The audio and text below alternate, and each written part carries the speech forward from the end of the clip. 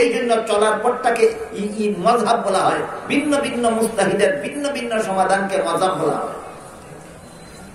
এই মাযহাব আসলো করতে রাসূল কি মাযহাবের বিষয়ে রাসূলকে কি অবগত করা হয়েছিল?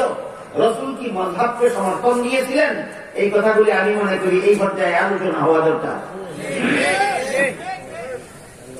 সহিহ বুখারী শরীফের হাদিসে বর্ণিত এক হাদিসে আল্লাহ রাসূল বলেন, ইযা হাকামাল হাকিমু ফাজতাহাদা ফাআসাবা ফালাহু আজরান ওয়া ইযা ইজতাহাদা ওয়া আখতা ফালাহু আজরুন ওয়াহিদ আও কামা ক্বালা আলাইহিস সালাতু ওয়াস সালাম। আল্লাহ রাসূল বলেন, ইজতিহাদের মাধ্যমে সমাধান বের করতে গিয়ে যদি ভিন্ন ভিন্ন সমাধান বের করা হয় তাহলে সবগুলি সমাধানের মধ্যেই সওয়াব আছে, কোন সমাধানেই গুনাহ নেই। সবগুলি সমাধানেই সওয়াব আছে, কোন সমাধানেই গুনাহ নেই। ঐক্যবদ্ধ সমাধানের ব্যাপারে কথাটা রাসূল বলেছেন না, ভিন্ন ভিন্ন সমাধানের। সুতরাং ভিন্ন ভিন্ন সমাধানের নামই মাযহাব, আর মাযহাব যেটাই পালন করা যাবে সেটাতেই সওয়াব আছে। আল্লাহ রাসূল সহিহ বুখারী শরীফের হাদিসে আল্লাহ রাসূল বলেছেন, যে কোন মাযহাবের অনুসরণ করবেন সেই মাযহাবের অনুসরণেই সওয়াব আছে। কোন মাযহাবের অনুসরণে গুনাহ নাই, কোন মাযহাবের অনুসরণে গুনাহ নাই। এই কথা আল্লাহ রাসূল বাচনিক ভাবে ঘোষণা দিয়া বলেছেন। রাসূলের সেই হাদিস সহিহ বুখারী শরীফে বর্ণিত হয়েছে। এবার আমরা বোঝার চেষ্টা করব, শুধু বাচনিক ভাবে নয়, কাজে কর্মেও রাসূল ভিন্ন ভিন্ন মাযহাবকে সমর্থন দিয়েছে। রাসূলকে ভিন্ন ভিন্ন মাযহাব সম্পর্কে অবগত করা হয়েছে এবং রাসূল বাস্তবেও তা সমর্থন দিয়েছেন। এর একটি উদাহরণ শুনুন। একবার রাসূল করিম সাল্লাল্লাহু আলাইহি ওয়াসাল্লাম সাহাবায়ে কেরামের একটি জামাতকে একটি যুদ্ধে পাঠালেন। ইসলামের ইতিহাসে সেই যুদ্ধের নাম গজওয়ায়ে বনী কুরাইজা। এই নাম আপনাদের যারা পড়েননি আপনাদের মনে রাখার দরকার নেই, শুধু মনে রাখুন রাসূল একটি যুদ্ধে পাঠালেন একদল সাহাবায়ে কেরাম। পাঠাবার সময় বলে দিলেন, তোমরা এত তাড়াতাড়ি যাবে জনগণতন্ত্রে গিয়ে আসরের নামাজ পড়তে হবে। তখন হাতে সেই সময় ছিল, কিন্তু ঘটনাচক্রে রাস্তায় বিলম্ব হয়ে গেল। এখন আর ঘটনাকে গন্তব্যস্থলে গিয়ে আসরের নামাজ সময়ের ভিতরে পড়ার সুযোগ নেই। গন্তব্যস্থলে গিয়ে পড়তে হলে কাজা হয়ে যাবে, আর সময়ের ভিতরে পড়তে হলে রাস্তায় পড়তে হবে। এখন রাসূলের কথা মতো গন্তব্যস্থলে গিয়ে কাজা করবেন না আল্লাহর বিধান মতো যথাসময়ে রাস্তায় পড়বেন, এটা নিয়ে মতভেদ হয়ে যাবে। মতভেদ হয়ে একদল সাহাবী সিদ্ধান্ত নিলেন, আমরা নামাজের টাইম রইল কিনা রইল না সেটা আমরা দেখবো না, আমরা শুধু রাসূলের কথা মতো গন্তব্যস্থলে গিয়ে কাজা করব। আরেকদল বললেন, রাসূল কথা বলেছিলেন যখন তখন সেই সুযোগ ছিল, যখন আর সুযোগ নাই, তখন আল্লাহর বিধান মতো সময় মতই করতে হবে। একদল সাহাবায়ে কেরাম রাস্তায় বললেন সময়ের ভিতরে, আর একদল সাহাবায়ে কেরাম গন্তব্যস্থলে গিয়ে বললেন কাজা। একদিনের এক বেলা আসরের নামাজ নিয়ে দুই দল সাহাবীর দুই মাযহাব হইল, এটার নাম ইজমা। ভিন্ন ভিন্ন সমাধানের নাম ইজমা না মাযহাব। দুই দল সাহাবীর দুই মাযহাব হইল, শুধু একদিন আর আসরের নামাজ কোন সময় পড়বেন সেটা নিয়ে। এই দুইটা মাযহাবের সংবাদ রাসূলের কাছে পেশ করা হয়। রাসূল উভয় মাযহাবকে সমর্থন দিয়ে দিলেন।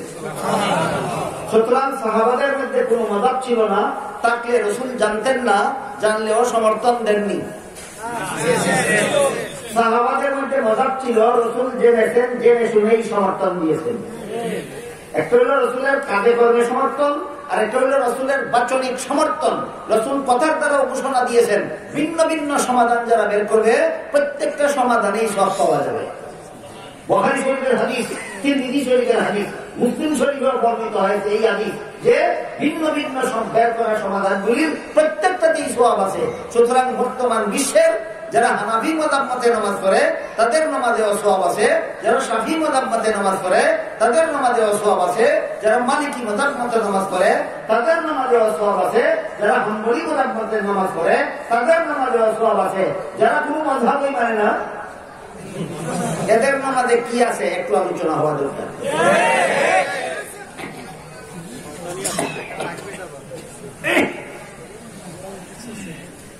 ইজতিহাদ করে সমাধান বের করার দায়িত্ব সর্বলোকের না শুধু মুজতাহিদদের? সোয়া লক্ষ সাহাবায়ে কেরামের মধ্যে মাত্র প্রায় 150 সাহাবী ছিলেন মুজতাহিদ। সর্বমোট সাহাবাগণের সংখ্যা ছিল প্রায় সোয়া লক্ষ, এদের মধ্যে মুজতাহিদ ছিলেন মাত্র প্রায় 150 সাহাবা। 150 সাহাবার মাযহাব ছিল, আর বাকি 1.25 লক্ষ সাহাবা 150 সাহাবাগণের মাযহাব অনুসরণ করতে, মাযহাব পালন করতে। কাজেই সাহাবাদের মধ্যে এমন একজন সাহাবী নাই যে মুস্তাহিদও নয়, মাযহাবও মানে না, এমন একজন সাহাবীও নাই। সমস্ত সাহাবায়ে কেরামের মধ্যে 150 সাহাবা মুস্তাহিদ আর 1.25 লক্ষ সাহাবা 150 মুস্তাহিদের মাযহাবের অনুসারী। কথা কি আপনাদেরকে বোঝাতে পারলাম? তাই সাহাবায়ে কেরামদের কয়েকটা মাযহাবের আলোচনা হওয়া দরকার। সাহাবায়ে কেরামদের কয়েকটা মাযহাব, যারা বলে মাযহাব মানি না, হাদিসে যা আছে তা আমল করি, এই অর্থে তুমি আহলে হাদিস, এটা সত্যিকারের আহলে হাদিস নয়, এটা স্বঘোষিত আহলে হাদিস। তুমি মাযহাব মানো না, হাদিসে যা আছে তা আমল করো, তাহলে শুনো, একটা সহিহ হাদিসে উল্লেখ আছে আল্লাহর রাসূল সাল্লাল্লাহু আলাইহি ওয়াসাল্লাম একত্রে নিজের ঘরে 9 বিবি রেখেছিলেন। রাসূলের ঘরে কত বিবি রেখেছিলেন? 9 বিবি। ইমাম আবু হানিফা বলেন কোন উম্মতের জন্য এই হাদিসের অনুসরণে নিজের ঘরে 9 বিবি রাখা হারাম। ইমাম শাফিঈ বলেন এই হাদিস মতো আমল করা হারাম। ইমাম মালিক বলেন এই হাদিস মতো আমল করা হারাম। ইমাম আহমদ বিন হাম্বল বলেন এই হাদিস মতো আমল করা হারাম। হাদিসে আছে রাসূল 9 বিবি রেখেছেন, মাযহাবের ইমামগণ বলেন এই হাদিস মতো আমল করা হারাম। এবার বলো ঠিক মতো, মাযহাব মানবে না হাদিস মানবে?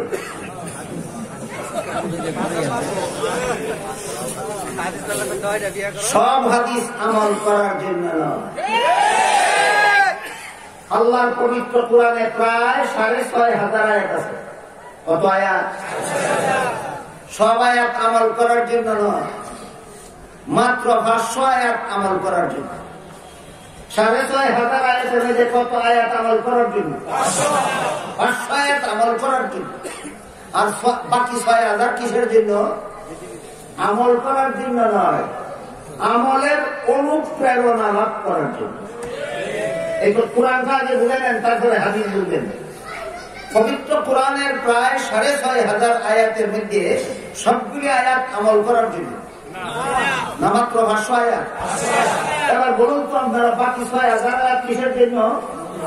আমলের জন্য, অন্তরে অনুপ্রেরণা লাভ করার জন্য। আমলের জন্য, অন্তরে অনুপ্রেরণা লাভ করার জন্য। ঠিক তেমনি ভাবে বর্তমান দুনিয়াতে উম্মতের হাতে রাসূলের প্রায় 10 লক্ষ হাদিস আছে। কত হাদিস? 10 লক্ষ হাদিস। সবগুলি আমল করার জন্য নয়, মাত্র 3,000 হাদিস আমল করার জন্য। 10 লক্ষ হাদিসের মধ্যে কত হাদিস আমল করার জন্য?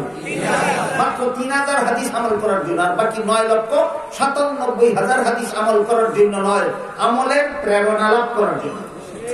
এর একটি উদাহরণ দেব, উদাহরণ হলো এই যে বললাম সহিহ হাদিসে আছে আল্লাহ রাসূল ঘরে 9 বিবি রেখেছেন। চারো মাযহাবের 4 ইমাম বলেন এই হাদিস মতো আমল করা উম্মতের জন্য হারাম। কি বুঝলেন আপনারা?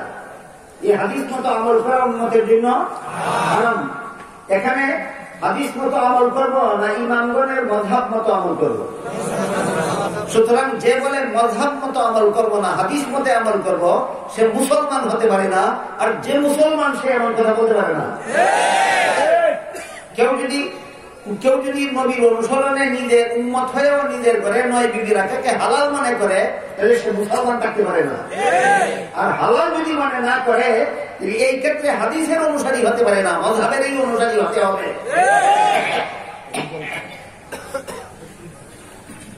রাসূল করিম সাল্লাল্লাহু আলাইহি ওয়াসাল্লামের 10 লক্ষ হাদিসের মধ্যে মাত্র 3,000 হাদিস আমল করার জন্য। বাকি 9,97,000 হাদিস বিনা দরকারে, না দরকারে। ওই দরকারটার নাম কি? আমলের অনুপ্রেরণা। এবার অনুপ্রেরণার উদাহরণটাও বলুন। রাসূল নিজের ঘরে 9 বিবি রেখেছিলেন, কিন্তু সহিহ বুখারী শরীফের হাদিসে উল্লেখ আছে আল্লাহ পাক রব্বুল আলামিন আপনাদের রাসূলের দেহ মুবারকে 4,000 বাহাদুর পুরুষের সেক্স পাওয়ার দান করেছেন। যৌন ক্ষমতা আমাদের নবীর শরীরে আল্লাহ 4,000 বাহাদুর পুরুষের যৌন ক্ষমতা দান করেছেন।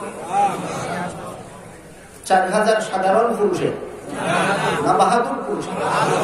এবার বলুন তো একটা পুরুষ যদি 4টা স্ত্রী রাখার অধিকার পায়, তাহলে 4000 পুরুষ কত বিবি রাখার অধিকার হয়? 16,000। সুতরাং যুক্তিসঙ্গত ভাবে নবীর 16,000 বিবি ঘরে রাখার অধিকার ছিল। তুমিও রাখার জন্য না নবীর গুণ চিনার জন্য? কেমন নবীর উম্মত তুমি নবীকে চিনো এই জন্য বলা হয়েছে হাদিসে কথাগুলি, তুমি আমল করার জন্য নয়।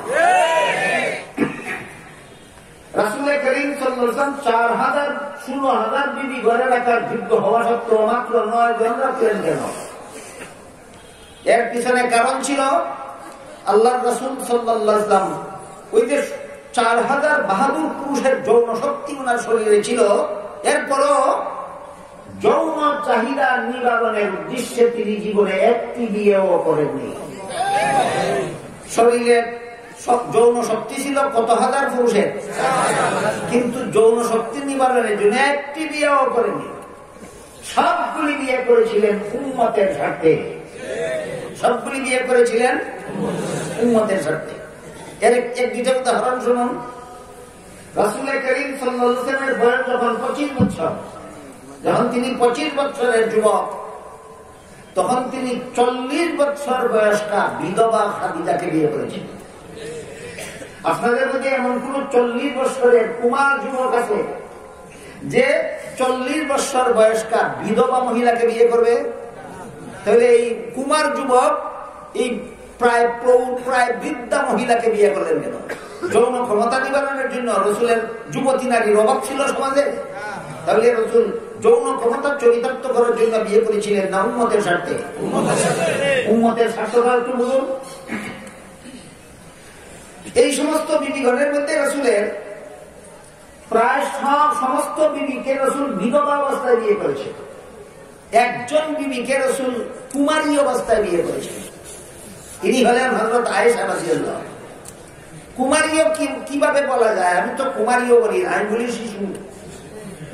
হযরত আয়েশা কে আল্লাহর রাসূল 6 বছর বয়সে বিয়ে করেছিল।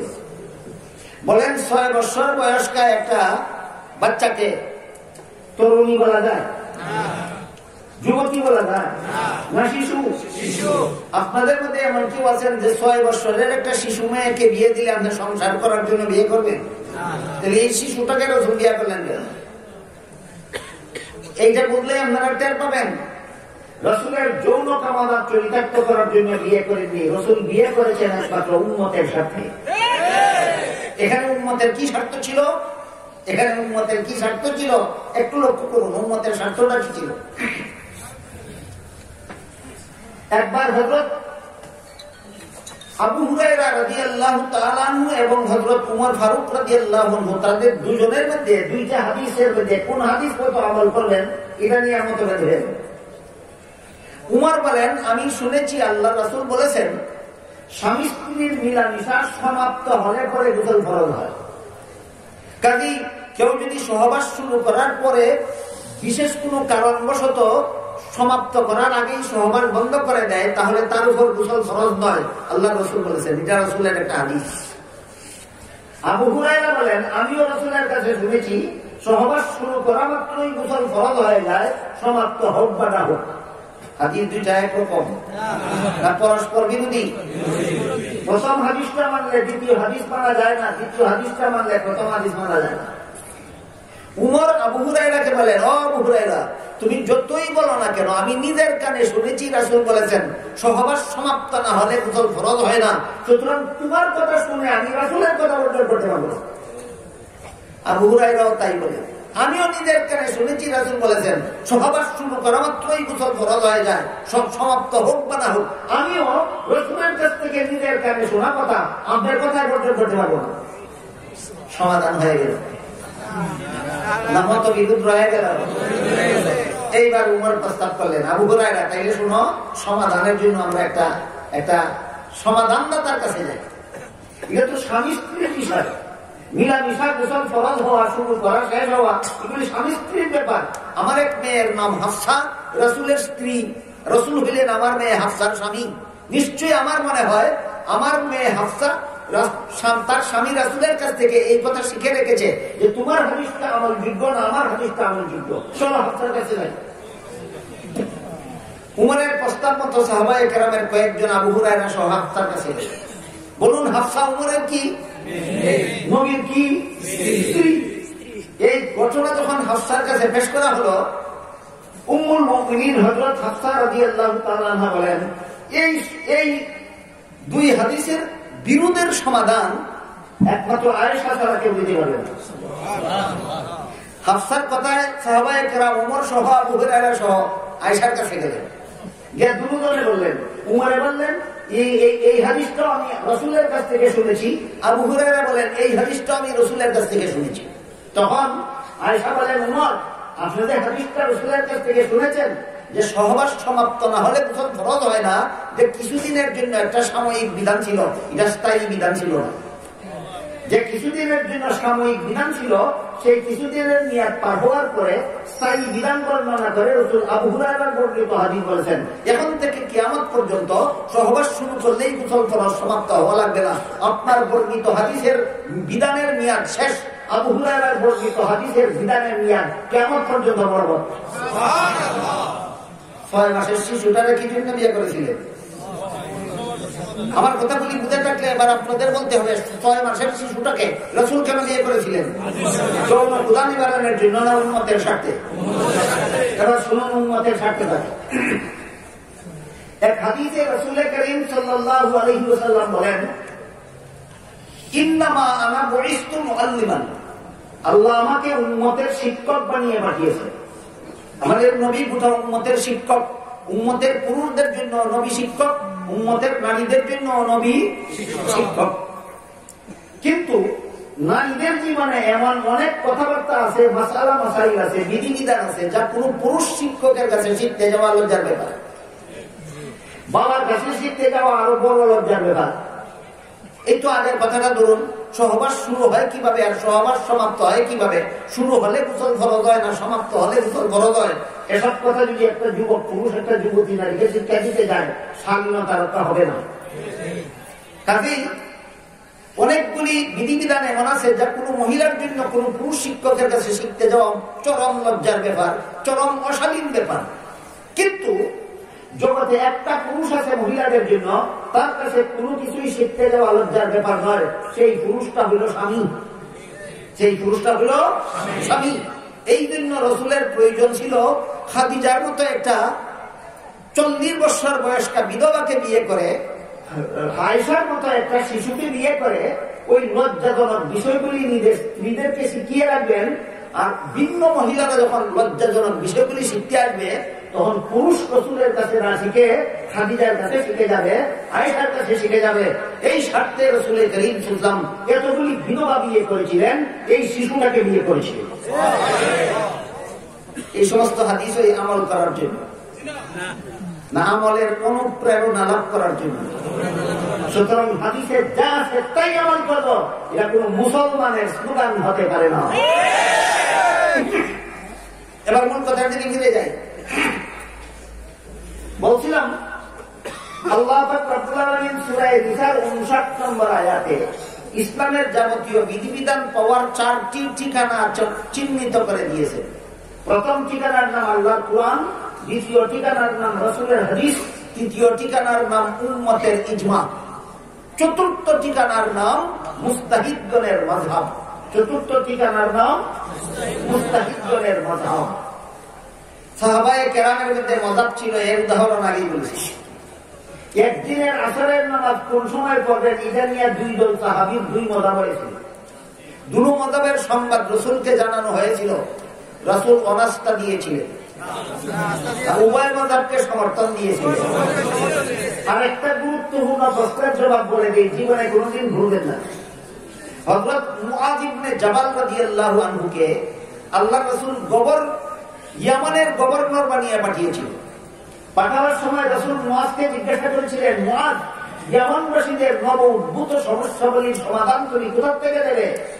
মুআয বলেন, আল্লাহর কোরআন থেকে দেব। রাসূল জিজ্ঞাসা করেন, যেই সমস্যার সমাধান কোরআনে না পাও, সেই সমস্যার সমাধান কোথা থেকে দেবে? মুআয বলেন, রাসূলের হাদিস থেকে দেব। রাসূল জিজ্ঞাসা করেন, যেই সমস্যার সমাধান রাসূলের হাদিসে না পাও, সেই সমস্যার সমাধান কোথা থেকে দেবে? মুআয বলেন, আমি ইজতিহাদ করে দেব। বলেন, কোরআন হাদিসে না পেলে সমাধান বের করার পদ্ধতিটার নাম কি? ইজতিহাদ। মুয়াজের একা ব্যক্তিগত মুয়াজের ইজতিহাদের নাম উম্মতের ইজমা না মুয়াজের মাযহাব। মুয়াজের মাযহাব, মুয়াজকে আল্লাহ রাসূল তার মাযহাব প্রচার করার জন্য ইয়ামান পাঠালেন, ইয়ামানবাসীকে মুয়াজের মাযহাব মতো আমল করার ব্যবস্থা করে দিলেন। এই হাদিসের দ্বারা পরিষ্কার হয়ে গেল যেই দেশে যার মাযহাব চালু আছে ওই দেশের জনগণ তার মাযহাব মতো আমল করতে হবে। এবার বলুন বাংলাদেশে কোন মাযহাব চালু আছে? ইয়ামান দেশে রাসূল কোন মাযহাব চালু করেছিলেন? মুয়াজের মাযহাব চালু করেছিলেন। ইয়ামানবাসীর জন্য মুয়াজের মাযহাব পালন করার ব্যবস্থা করে দিয়েছিলেন, আর মুয়াজকে তার মাযহাব প্রচার করার জন্য নির্দেশ দিয়েছিলেন। কাজেই যেমন ভাবে ইয়ামানবাসীর জন্য মুয়াজের মাযহাব পালন করা সহজ ছিল, অন্য মাযহাব অনুসন্ধান করাই কঠিন ছিল, তাই রাসূল ইয়ামানবাসীর জন্য মুয়াজের মাযহাব পালন করার ব্যবস্থা করে দিয়েছিলেন। ঠিক তেমনি ভাবে এই হাদিসের দ্বারা প্রমাণ হয়ে গেল যেই দেশে যেই মাযহাব চালু আছে সেই দেশের জনগণ তার মাযহাব প্রতি আমল করতে হবে। এখানে বসে বসে ভিন্ন মাযহাবের আমল করার কথা বলা ফিতনাবাদী ছাড়া আর কিছু নয়।